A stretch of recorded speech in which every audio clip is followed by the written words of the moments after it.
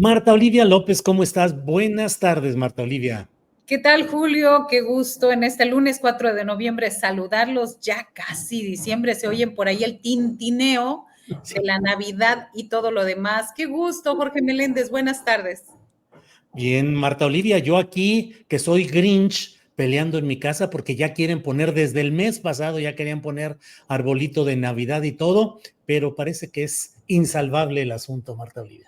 Pasando el 2 de noviembre ya es Navidad, Julio, perdón, hay que aprovechar eso. Esa es la única fecha del año que podemos poner y recargar y poner hasta el molcajete colgado, pero se nos da. Ya están los molcajetes colgados con todo lo que implica. Jorge Meléndez, buenas tardes, ¿cómo estás? Muy buenas tardes, Marta Olivia, a ti. Y aquí con frío, a pesar de que se dice que en la Ciudad de México no hace mucho frío, que hace calor. Yo aquí en este departamento donde he vivido muchos años, pues sentimos algo de frío, pero listos para los muy calientes problemas que vamos a ventilar. Sí. Bien, pues ¿qué les parece si entra en escena Salvador Frausto? Salvador, buenas tardes, ¿cómo estás? Hola Julio, Marta Olivia, Jorge, un gustazo arrancar la semana platicando con ustedes y con la audiencia. Oye, Salvador, ¿tú eres Grinch o eres bien clavado en los adornos navideños? Y además dinos si es cierto lo que dice Marta Olivia, que nomás pasando el 2 de noviembre y ya es Navidad. Fíjate que soy medio Grinch. Mi costumbre es en una planta, la única planta que hay en mi casa, pongo una esfera y le suelo robar a alguna de mis hijas para mostrar mi simpatía con la Navidad, y ese es todo mi... Eres un hombre sabio, Salvador Frausto.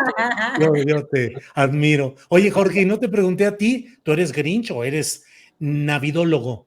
Fíjate que mi madre, que era una campesina que tuvo que trabajar desde que yo era muy chico, era poco dada a festejar ni siquiera los santos ni los cumpleaños. Entonces ya te imaginarás que la Navidad y esas cosas, ya hasta que era yo más grande y mis hermanos que eran mayores que yo empezaron a hacer estos festejos, pero mi mamá, que fue la que me formó, porque mi padre fue, no quiero decir qué, no era muy dada, justamente porque venía de un pueblo de Jalisco, y no era muy dada a hacer festejos de nada, porque tuvo que trabajar desde muy pequeña, y sí, yo la ayudaba en ello. Entonces, puedo ser Grinch, puedo ser olvidadizo, pero no, así me formaron, y sí, yo sí festejo las cosas con mis hijos, pero no somos muy dados al árbol y a todas estas cosas, por desgracia o por fortuna, no lo sé. Yo tampoco critico a quienes hacen de su casa pues un nacimiento y correcto, yo soy muy respetuoso.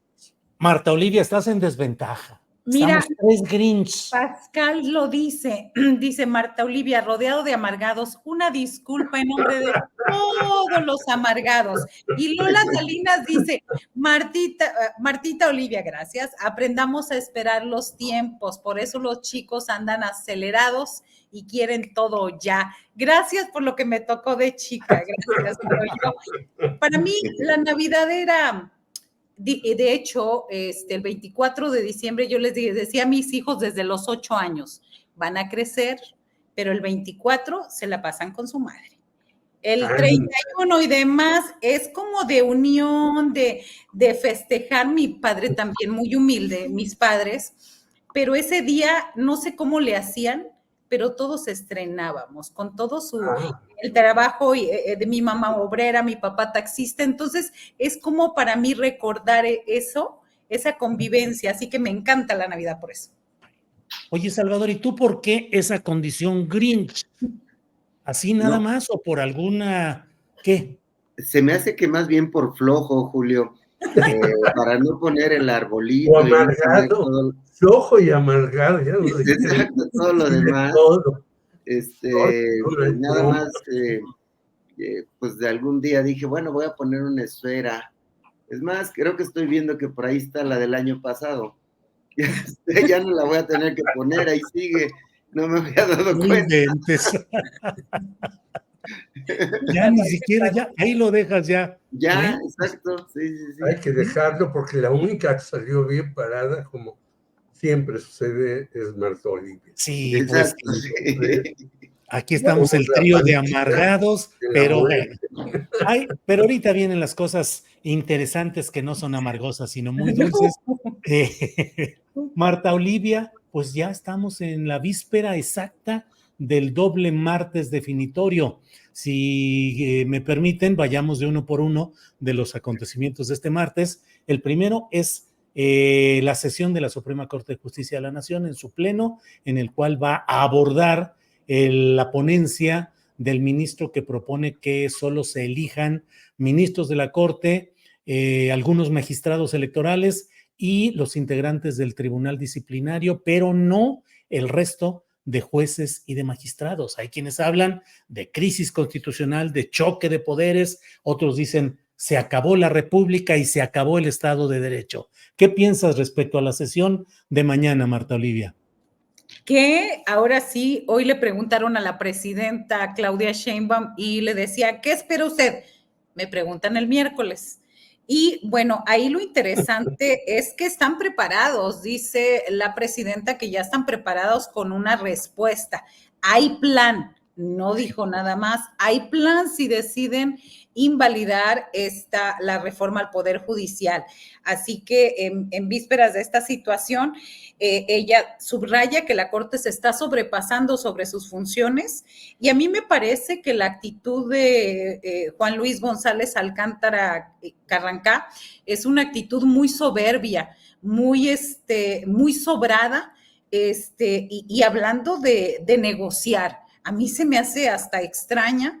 Y extraña en este sentido que sea una entrevista que está dando al New York Times, que la dio recientemente, donde señala que todavía es tiempo de negociar. Y la respuesta fue bastante contundente. ¿Negociar qué? Esa es una parte, a mí me pareció la respuesta que dio la presidenta, me pareció muy acertada y muy clara ante lo que a todos luces es un exceso de funciones por parte de González Alcántara Carrancá, que yo lo subrayo, no hay que olvidar que es el ministro que prestó su casa y que hasta hace una semana dijo que él no había estado en esa cena de diciembre pasado, pero es este ministro que, a ver, cuando uno, como en los retweets, cuando lo retuiteas algo, tú suscribes eso. Entonces, en este caso, él, al prestar su casa para que se juntara Alito Moreno con Norma Piña, con los magistrados del tribunal y con también el dirigente del PAN que no llegó, está suscribiendo, está apoyando esa decisión. Entonces, a mí se me hace como que quererse un poco deslindar. Él prestó su casa y hasta ahora Norma Piña no nos ha dicho nada. A mí me parece que el nivel de poder que ministros como Carrancá creen tener o ostentar nos habla una vez más de la inevitable necesidad de reformar el Poder Judicial. También se me hace bastante mañosa la forma en que, sí, cambian a los ministros, cambian a los magistrados del tribunal, pero al resto no. A mí todavía sigo pensando que este ministro sigue actuando como en el viejo PRI y como igual el viejo PAN que decía vamos a sentarnos a negociar. Me parece que a estas alturas no hay nada que negociar al respecto. Bien, Marta Olivia, gracias. Salvador Frausto, ¿qué opinas de la sesión de mañana y en particular de esa postura del propio ministro González Alcántara Carrancá que habla de negociación? En la edición del New York Times del sábado, creo, pues se reproducen unas palabras en las cuales él habla abiertamente, no como jurista, no con base en las atribuciones jurídicas que le corresponden, sino dice, estoy extendiendo una mano, abriendo la posibilidad de negociación, de reflexión, una invitación a sopesar las cosas con cuidado. No puedo dejar de recordar que en el 68 Gustavo Díaz Ordaz dijo, yo extiendo esta mano, una mano a los estudiantes, y los estudiantes le decían, pues sí, nada más que a esa mano hay que hacerle la prueba de la parafina. Aquí en este caso, Salvador, ¿cómo ves estas propuestas y la idea de negociar y la respuesta de la presidenta Sheinbaum? Salvador. Sí, bueno, me parece que el proyecto Alcántara, él mismo lo dijo en entrevistas recientes con El País, y también me parece que con Azucena Uresti, que es este asunto político-jurídico, pero es muy tardío porque la reforma judicial viene proponiéndose de mucho tiempo atrás, a partir de una posición de rechazar prácticamente todo lo que salía de las propuestas del lado de Morena y sus aliados. La Suprema Corte empezó con Norma Piña a tener una posición de bloqueo, de obstáculo, no de un poder independiente, sino a jugar como parte de la oposición, y es muy claro que jugaron como parte de la oposición estos 8 ministros de la Corte. Algunos de ellos, Alcántara, por ejemplo, Carrancá, no solo prestó su casa para la cena del 12 de diciembre del 2023, donde Norma Piña fungió como cabildera de Alito Moreno y de Santiago Krill, que eran de la alianza que apoyaban a Xóchitl Gálvez, con magistrados del Tribunal Electoral y personajes influyentes del Poder Judicial. En esa reunión y en otras reuniones parecidas de las que se ha sabido, en las cuales pues conversaban en estas reuniones cómo ayudar a Xóchitl y perjudicar a Claudia Sheinbaum. Ese polo participó Alcántara Carrancá, por ejemplo, en marchas de la Marea Rosa organizadas por Claudia X González, y posteriormente en manifestaciones abiertamente a favor de Xóchitl Gálvez. Entonces, se construyó este polo en el que sí quedaron ya pues muy involucrados algunos ministros, sobre todo Norma Piña y Alcántara Carrancá, y es precisamente él el que dice, ahora estoy ofreciendo una mano amiga, ¿no? Una salida política y jurídica a la vez, pero ya es muy tardío, tendría que cambiar de criterios la Suprema Corte de Justicia de la Nación si vota a favor, es decir, si los 8 ministros, si hay por lo menos 8 ministros que votan a favor, estarían yendo contra la tradición de la Suprema Corte, que no ha votado a favor y no ha apoyado que el Poder Judicial pueda reformar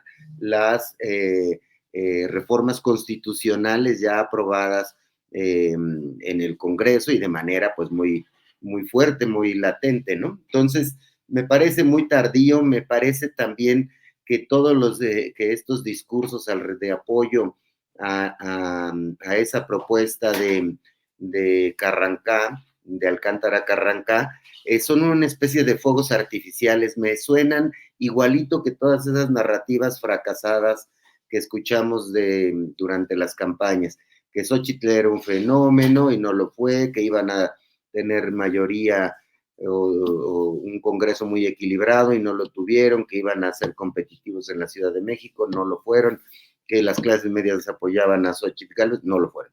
Entonces, me parece que son fuegos artificiales similares, y que me parece que algunos de los ministros de la Suprema Corte, de los 8, no votarán por esa propuesta de Alcántara Carrancá, y quedará saldado este asunto mañana en la votación que se haga en la Suprema Corte de Justicia, Julio. Híjole, Salvador, pues bueno, muchas cosas. Jorge Meléndez, ¿qué esperar de lo que viene mañana en la Suprema Corte de Justicia de la Nación? ¿Crees que entremos de veras a una crisis constitucional, a un choque de trenes, Jorge Meléndez? No lo sé, no podría yo afirmar algo, pero tú lo dijiste en tu artículo de hoy, lo de Díaz Ordaz con la mano tendida, pero esa mano tendida la hemos tenido durante años con los diferentes presidentes y con los diferentes ministros de la Suprema Corte de Justicia de la Nación. Algunos han sido incluso enviados por el presidente de la República a representarlo en otros países. Y es muy tarde que el señor Alcántara Carrancá diga, pues sí, fue en mi casa, pero fíjese que yo no estaba. Hasta ahora no los dice, porque esto tenemos hablando de ello mucho tiempo, y mucho tiempo atrás también se pudo haber llegado a un acuerdo entre el Ejecutivo y la Suprema Corte de Justicia de la Nación para transformar a este poder que es verdaderamente siniestro. Y yo quiero sacar nuevamente un asunto que yo pensé que se iba a resolver rápidamente, incluso hablé de él aquí hace tiempo, un asunto que está desde hace 18 meses en el 12º juzgado de lo civil, donde está el señor Arturo González Cortés, cuya secretaria es la licenciada Rosa Rojas González, que es una demanda que hizo la señora Lucía Meléndez Ortiz contra un señor Emilio Antonio Valcárcel Bello, que ahora está en Miami y que no le regresan su casa. Ya le informaron a quienes están ahí en esa casa metidos, que no es el señor Emilio Antonio Valcárcel, el primer aviso que deben desalojar. Pero según el actuario Juan Carlos Díaz Recendis, y doy los nombres precisos, para hacerle el segundo aviso, que tiene que ser el jueves, la abogada que lleva el caso de Lucía Meléndez Ortiz le tiene que dar 5,000 pesos. Pero si quieren que desalojen al señor que está ahí, le tiene que dar otros 40,000 pesos. Ese es el Poder Judicial, señor Alcántara Carrancá.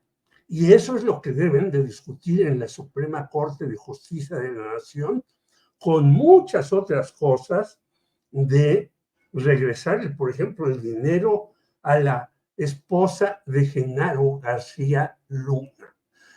Ese es el poder judicial que tenemos, no el que usted dice que cumple con la obligación de hacer las leyes para hacer justicia.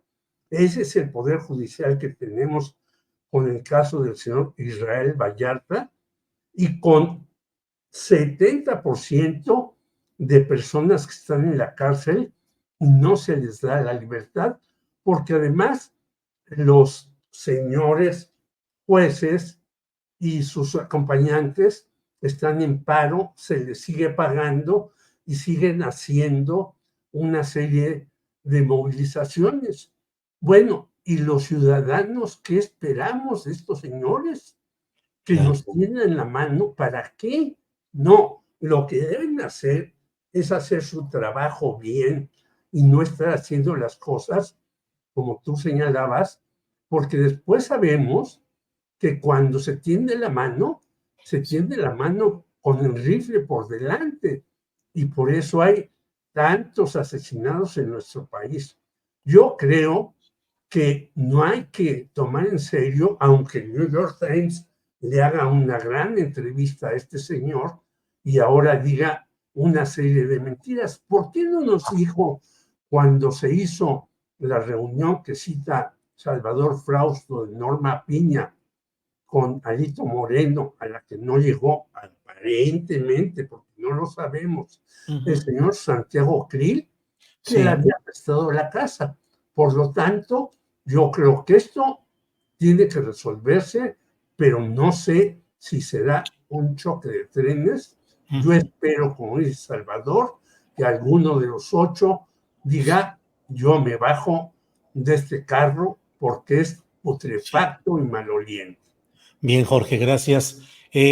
Marta Olivia, el otro tema, las elecciones mañana en Estados Unidos, ¿qué esperar? Ya está el amago dentro de la fanfarronería tradicional de Donald Trump de imponer aranceles, 25% a todos los productos mexicanos, que bueno, pues forma parte de su estilo estrambótico y escandaloso de hacer política, y más ya en la víspera electoral. Pero, ¿por dónde va tu análisis de lo que puede suceder y lo que nos espera después de esta elección, Marta Olivia? Dicen los que analizan y saben de este tema que la moneda está en el aire, que a pesar de que Kamala Harris tiene el voto popular, el que define es el voto electoral. Así que hasta ahora el 15%, hay un 15% de diferencia a que Harris gane ese voto popular y aún así pierde el colegio electoral. Una situación que beneficia a todas luces a Donald Trump si concentra sus victorias en estados clave. Esto es lo que dicen. No hay más al respecto en este sentido de que ya fijó, por ejemplo, Claudia Sheinbaum su posición. Vamos a trabajar con quien esté, vamos a hacer lo que se tenga que hacer. A mí me parece que en esta que los electores en los Estados Unidos deberían de ver, sobre todo si dicen que es el voto latino el que define estas elecciones, que deberían de ver, o sea, esta estrategia burda por una parte de Elon Musk, que está regalando $1 millón a quienes se comprometan a votar por Donald Trump, y esta estrategia antiinmigrante, racista, clasista de Donald Trump, y que apenas el pasado viernes publicó un estado en X donde utiliza a la Virgen de Guadalupe para atraer el voto latino. Dice, pues feliz día de todos los santos, y en esta imagen que me parece bastante burda, porque es ganarse, es decir, para él el fin justifica los medios, no importa lo que haga, no importa todos los procesos que tenga abiertos, no importa los 86 cargos que tiene pendientes, y aún así es un candidato presidencial. Y creo que en ese sentido, Julio, compañeros, esto nos debería de llamar al escándalo. Cambiemos el escenario, que un personaje así estuviera en México postulado en ese sentido. ¿Qué nos estaría diciendo la gran democracia, el gran hermano de los Estados Unidos acerca de México? Ya nos hubieran deshecho, ya nos hubieran invadido, es decir, es escandaloso por donde quiera que se le vea. Sin embargo, ellos se erigen como el gran demócrata, el gran intervencionista, y nadie dice nada. Creo que no debemos olvidar esa parte, y nuestros hermanos que están allá en los Estados Unidos, no olvidar que ha sido un presidente bastante dañino y que ahorita lo que quiere es ganar, que el otro conflicto es que pues los demócratas tampoco se han distinguido por ser tan a favor de los migrantes y de los hispanos, y yo creo que es el mayor problema que tienen los electores allá en Estados Unidos, que de los 244 millones que van a votar, 75 millones ya lo hicieron de manera adelantada, y me parece que esa es la parte que no ven la diferencia, mucha diferencia entre demócratas y republicanos, y que Trump le llama y llama también a los más desprotegidos, a los blancos olvidados que están en los Estados Unidos. Entre eso y los latinos, con eso tiene para ganar, lamentablemente. Bien, gracias, Marta Olivia. Salvador Frausto, ya, por favor, perdonamos y ya no hablamos de la esfera única, transnavideña, que está Navidad tras Navidad. Ahí muere, siempre y cuando nos digas quién va a ganar mañana, Kamala Harris o Donald Trump. Ya di la neta, Salvador. Ya, ¿quién va a ganar? Híjole, qué difícil. Están muy atorados, ¿verdad? Muy empatado todo. Está muy, muy pegadas las encuestas, como dice Marta Olivia, tanto por colegio electoral como por votos que obtengan cada uno. A mí me llama la atención algunas cosas. Por ejemplo, los dos más ricos del mundo están apoyando a Donald Trump, y de una manera pues muy fuerte. Está el caso de Elon Musk, que compró Twitter, que le quitó la amable pajarito azul y puso un siniestro tache con fondo negro a la hora red social X, y pues la ha puesto al servicio de Donald Trump, no solo sus millones directos a la campaña de Donald Trump, sino una red social tan influyente como X, que ha jugado en favor de Donald Trump, distribuyendo muchas teorías de la conspiración, muchas fake news. Las campañas negras contra Kamala Harris han estado durísimas en esta red social y en otras, ¿no? Pero que el hombre más rico del mundo ponga esta red social al servicio de uno de los candidatos, me parece un asunto que llama la atención. Y el otro es Jeff Bezos, que el Washington Post normalmente hace pública a quien apoyaría en la campaña presidencial, y en esta ocasión de última hora Jeff Bezos optó por decir que no iban a hacer pública ningún apoyo, pese a que parece ser que, bueno, no parece ser, se ha dado a conocer que la mayoría de los directivos y personajes influyentes del Washington Post estaban perfilando apoyar a Kamala Harris, y no fue así, prefirió mantenerse en la neutralidad. Esos dos datos me llaman mucho la atención, y ver las redes sociales que están en un nivel de odio muy fuertes contra los migrantes, por ejemplo. Hay campañas durísimas contra las migrantes, de muchas críticas, todas las discusiones que tienen que ver con el aborto, que tienen que ver con señalamientos hacia Kamala como comunista o como socialista. Veo ahí una tendencia muy fuerte que no hace abrigar buenas esperanzas para la causa de Kamala y para nosotros, porque sí me parece que Donald Trump complicaría a México más la relación con los Estados Unidos que si hubiera una relación entre Claudia Sheinbaum y Kamala Harris, que habría más me parece un temperamento de negociación, de raciocinio. En cambio, Donald Trump, aunque normalmente en campaña es más bravucón de lo que fue como presidente, de cualquier manera es complicado el personaje. Entonces, los signos que se ven ahí alrededor de Donald Trump, como estos apoyos en redes y de grandes empresarios, no pintan muy bien, y el famoso martes negros, pues ya lo estaremos viviendo mañana. Ahora sí no apostaría ni mi esfera de Navidad que conservo, no la apostaría en esta ocasión. Bueno, gracias, Salvador. Jorge Meléndez, sobre este tema de la elección en Estados Unidos, tu comentario, por favor. Pues yo lo que noto es una crisis profunda en los Estados Unidos, una crisis en todos los terrenos. Y eso llevado también por los demócratas.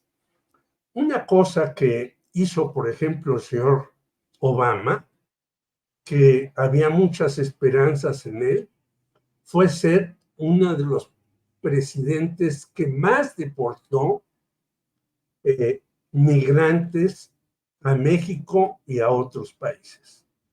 Pero también salvó a los financieros estadounidenses en lugar de salvar a quienes estaban en la ruina, desde medianos y pequeños empresarios hasta personajes que se quedaron sin empleo ni nada. Eso ha traído una retracción de quienes apoyaban al Partido Demócrata. Antes los latinos llegaron a apoyar en el 68-70% al Partido Demócrata y ahora andan en el 40%.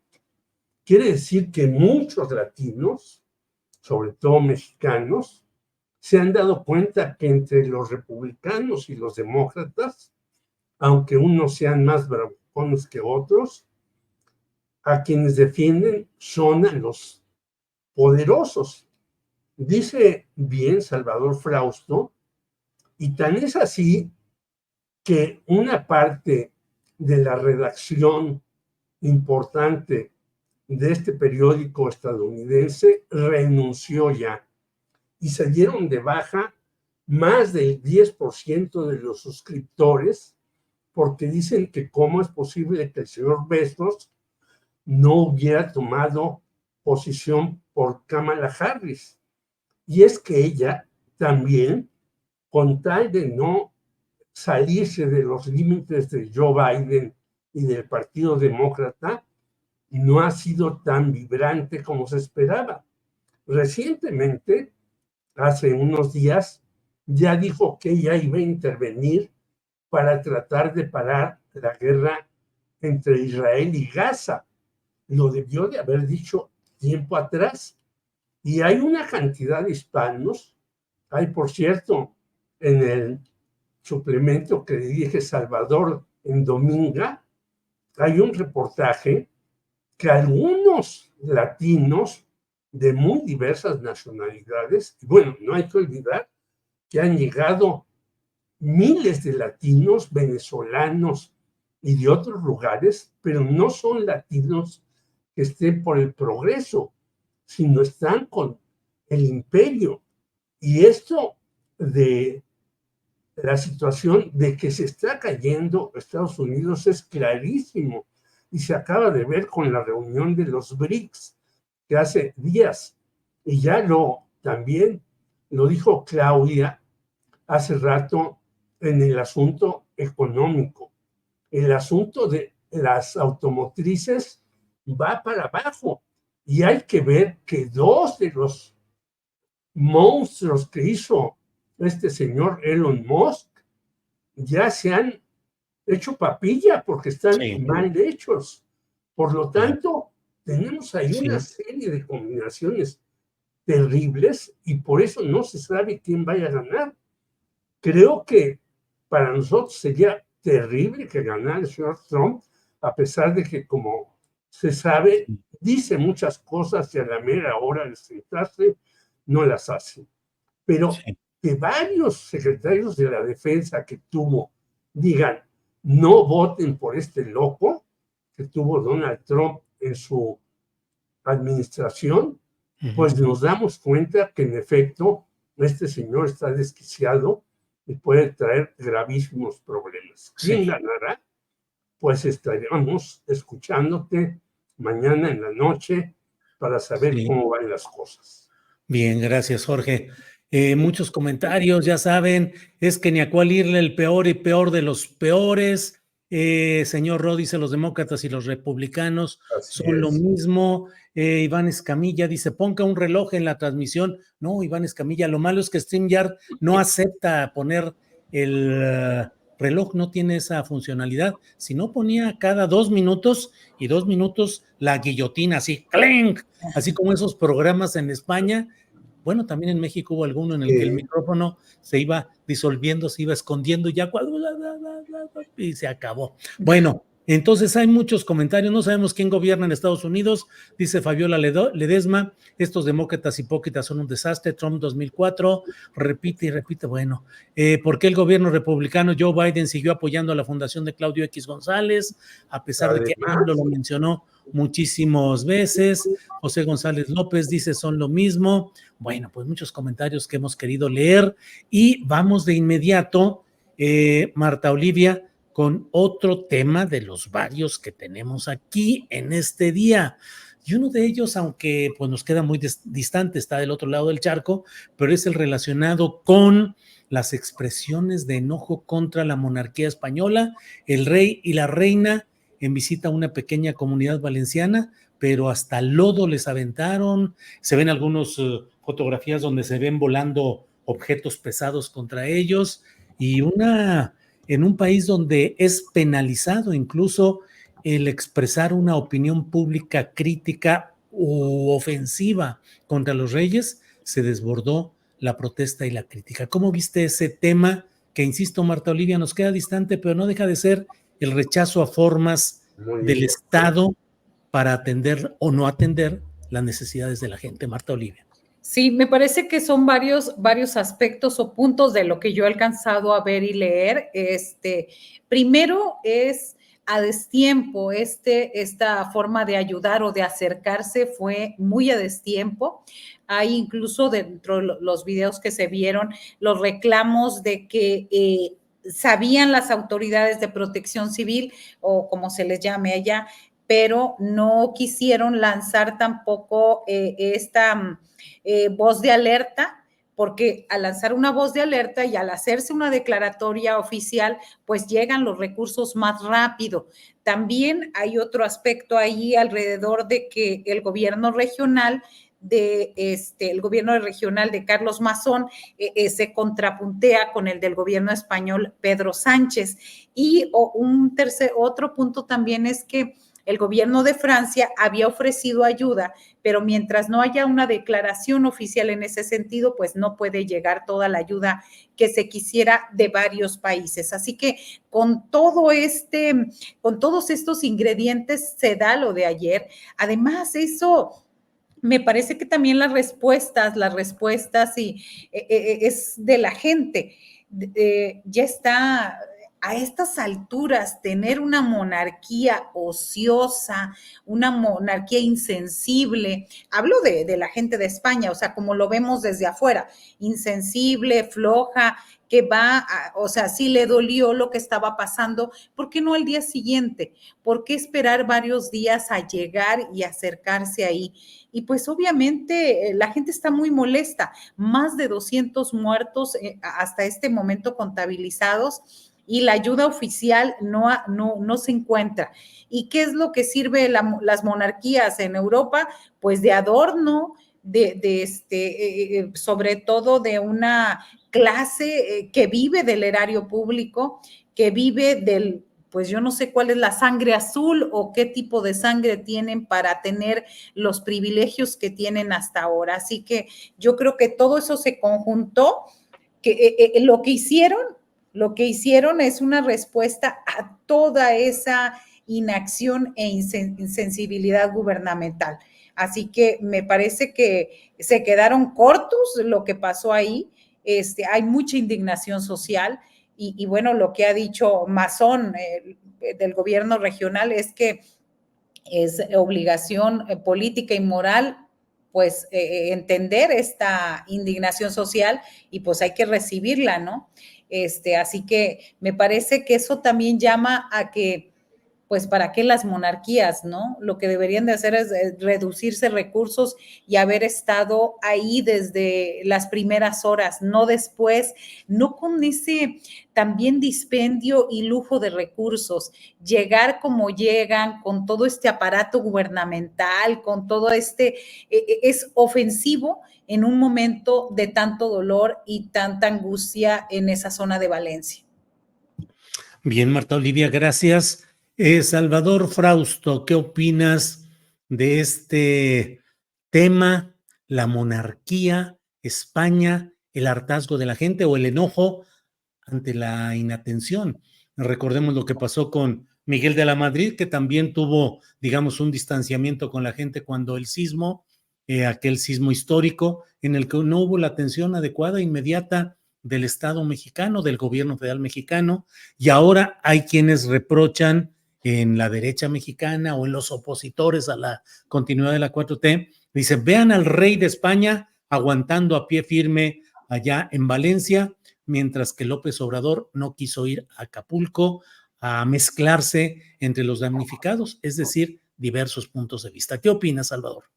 Sí, sobre todo me llama la atención esta última parte que refieres, Julio, ver a mexicanos, sobre todo del ala opositora, poniendo de ejemplo al rey y la reina de España, viéndolos con mucho orgullo, sintiéndolos prácticamente sus reyes, ¿no? Es decir, lo comparan, que ellos sí fueron a dar la cara, etcétera, mientras lo que pasó en España, pues es una muestra muy fuerte de repudio, de enojo frente a estas figuras anacrónicas que representan a las monarquías. Vimos ahí a personajes como Lili Telles y otros que pues se están poniendo con cierta nostalgia, viéndose representados, sintiéndose parte de la corona española incluso, ¿no? Es decir, me parece que hay un desatino muy, muy interesante que marca o que caracteriza a parte de la derecha mexicana que simpatiza con estas figuras monárquicas. Sin embargo, en el mundo, incluido España, pues cada vez se ha desgastado más estas figuras, ahí va caminando hacia que se tengan que reformar en algún momento, se han debilitado, por supuesto, con mucha fuerza en los últimos años prácticamente en todo el mundo, pero esta expresión de los conservadores mexicanos con nostalgia, pues me llama mucho la atención de cómo se ubican, ¿no? En ese espectro político, ideológico, y los ven, comparan que AMLO no quiso ir a Acapulco y que el rey es muy valiente y la pobre reina hasta lloró por mezclarse con la gente afectados, ¿no? Por no hablar de la inacción del gobierno y las autoridades de España para poder atender una tragedia tan grave como lo que vimos y hemos estado viendo en Valencia. Pues sí, ha estado ahí pues muy, muy fuerte la cosa como espejo de lo que allá ocurre y de cómo acá un sector de los mexicanos abraza esa ideología y se identifica con ella. Y cerraría el comentario diciendo que Claudia Sheinbaum le atinó a no invitar al rey de España cuando vemos estas expresiones de rechazo, porque le generó más popularidad a Claudia Sheinbaum en redes sociales, por ejemplo, y en simpatías con los mexicanos, que algún tipo de animadversión, e incluso contribuyó para el debate antimonárquico en España. Sí, así es. Bien, Salvador, gracias. Jorge Meléndez, ¿qué opinas sobre este episodio de la política española, el rechazo a los reyes en esta comunidad de Valencia y el debate que se está dando fuerte respecto a la persistencia, la subsistencia de las figuras monárquicas en España y también entre la derecha, la ultraderecha y la izquierda o centroizquierda que están en esa pelea en este momento de posicionamientos en España, Jorge? Bueno, yo creo que hay que recordar al papá de este señor Juan Carlos, que iba a matar elefantes al África, que hacía negocios con los árabes, que impulsó a todas las empresas españolas para saquear a México, entre otros países y demás. Y ver a este muchacho que se suponía que iba a ser más sensato, sereno y demás, con su esposa Leticia, que salió de Guadalajara para después convertirse en reina. Pero esto tiene que ver con algo de fondo, porque si vemos que si es fulano, es sutano o es mengano, hay por ahí, por cierto, que no es el tema central, pero un libro maravilloso de Fernanda Melchor que se llama Temporada de Huracanes. Está el artículo de hoy de Iván Restrepo Fernández acerca del cambio climático, que eso es lo de fondo. Es decir, todas estas tragedias ocurren a pesar de la tragedia de tener reyes. Hay que recordar aquella película de Tony Blair con la reina, cómo Tony Blair tiene que llegar con la reina de frente y retirarse sin darle la espalda, lo que demuestra lo ocioso, lo inútil, lo pasado de moda que está este tipo de cuestiones, Y un rey que llega 5 días después, ¿a qué? ¿A hacer qué? Si él es el que debió de inmediato movilizarse para movilizar los recursos en una tragedia que no sabemos hasta dónde va a llegar, porque es una tragedia de situaciones incalculables. Sabemos ahora de 200, pero hay muchísimos más que están ahí.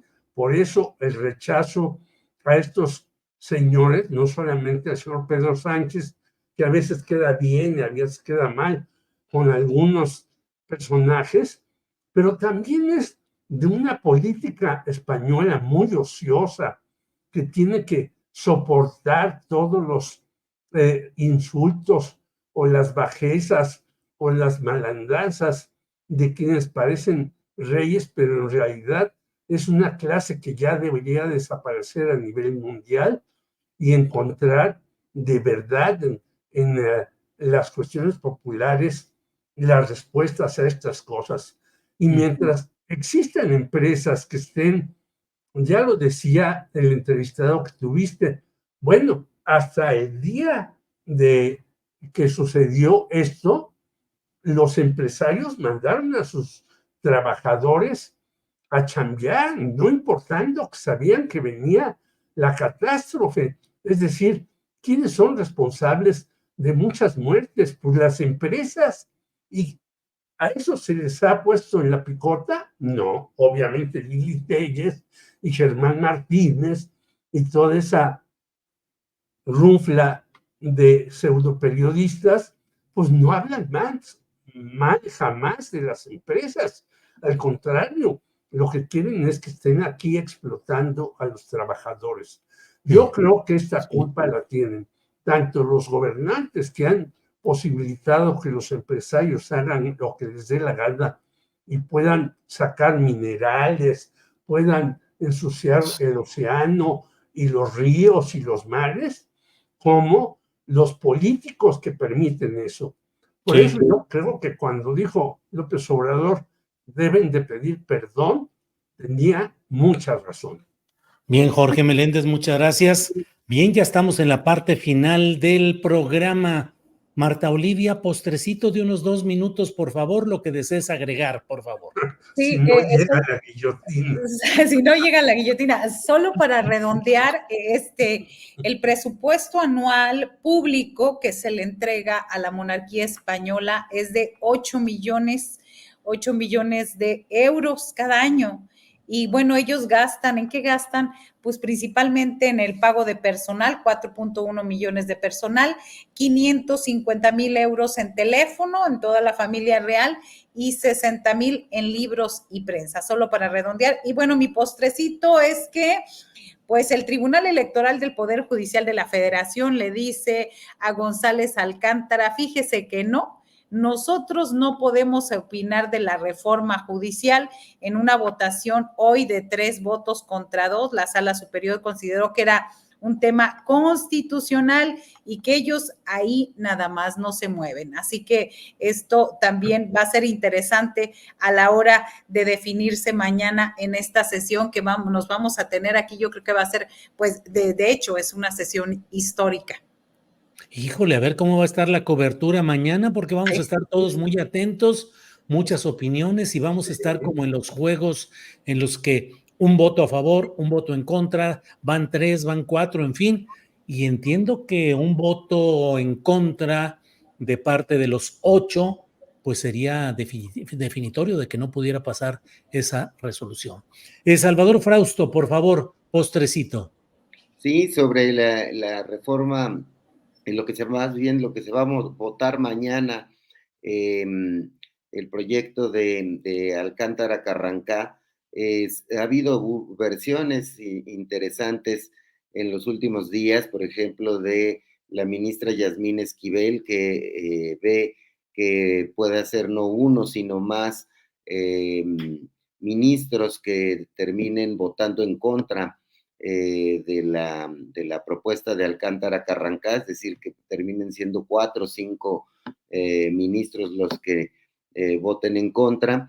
También algunos otros personajes legisladores de Morena han señalado esa información, y a mí me parece que eso hace un poco cámara y eco con las opiniones de incluso algunos constitucionalistas conservadores como Diego Valadez, que también ha dicho que no ve cómo se puede justificar que el Poder Judicial reforme o modifique una reforma constitucional que viene con tanto apoyo, es decir, que pasó por las dos cámaras, se pasó por más de 20 estados, y que esas voces me parece que hacen cada vez más difícil que se sostengan en su rebelión los 8 ministros, sobre todo porque pues parecen patadas de ahogados, parecen berrinches ante una pelea perdida en lo popular, porque la mayoría de la gente ve mal, con malos ojos a la Suprema Corte de Justicia, a los jueces, al Poder Judicial, ya no digamos la popularidad de Norma Piña o de Alcántara Carrancá, que está por los suelos, ¿no? Entonces, me parece que serán ya los últimos estertores de esa resistencia judicial que terminó muy mal, ya lo escribiremos a toro pasado, digamos, cuando todo pase esto, es decir, me parece que la connivencia entre el Poder Judicial, la Suprema Corte y el PAN y el PRI quedó embarrada terriblemente como una misma cosa, ¿no? Bien, Salvador, pues seguimos adelante y vamos ahora con Jorge Meléndez para cerrar este programa con su postrecito, por favor, Jorge. Bueno, Marta Olivia nos ha dicho cuánto gasta la monarquía y se me hace grandísima la cantidad de dinero que gasta en libros, porque estos monarcas son como Miguel Alemán, Velasco, hijo, que escribía más libros de los que leía en su vida, y lo que deberíamos de preguntarnos, ¿con cuánto se van a ir estos señores de la Suprema Corte de Justicia de la Nación? ¿Con qué prebenda se les va a despedir? ¿Por qué el señor que hace un anuncio muy valiente al señor, un periódico estadounidense, vive en las lomas de Chapultepec, siendo un ministro de la Suprema Corte de Justicia que debería tener no tanta holgura? Y yo creo que este es un problema que habría que investigar, porque el INAI hemos pedido también que nos diga cuánto gastan y cómo gastan en algunos lugares, y se niega a hacerlo. Por eso también el INAI está a punto de desaparecer, porque tenemos un país tan opaco que no sabemos cuánto tienen de dinero muchas personas. Ya después, muertas, sabemos quiénes eran las residencias en las que vivían fulanos, tal, mengano y perengano. Así pues, no solamente son ociosos estos reyes, sino son ociosos muchos sistemas que tenemos en las aparentes democracias, entre ellos el señor Donald Trump, que además no hay que olvidar que iba a ser un parque allá por Baja California, y a la mera hora retiró el financiamiento. Es decir, puras burlas al pueblo, y luego cuando se enoja el pueblo, entonces todo el mundo se siente sorprendido de lo mismo. Bien, gracias. Bueno, pues gracias a los tres. Marta Olivia, ¿y le vas a poner cartita a Santa Claus nada más para estar ya redondos con lo navideño? Mira, a ver, yo desde el 1 de diciembre ya está todo tapizado de Navidad, pero creo que esta vez me has animado a que pasando 20 de noviembre, porque soy bien revolucionaria, 21 de diciembre, Julio, hago un video y lo compartimos por acá de que sí soy muy navideña. Órale, gracias. Salvador, Jorge, Marta, nos vemos la próxima semana. Nos vemos la Gracias por próxima esta ocasión. semana. Hasta La luego. pasen muy Gracias. bien. Hasta luego. Buena semana. Hasta luego. Gracias.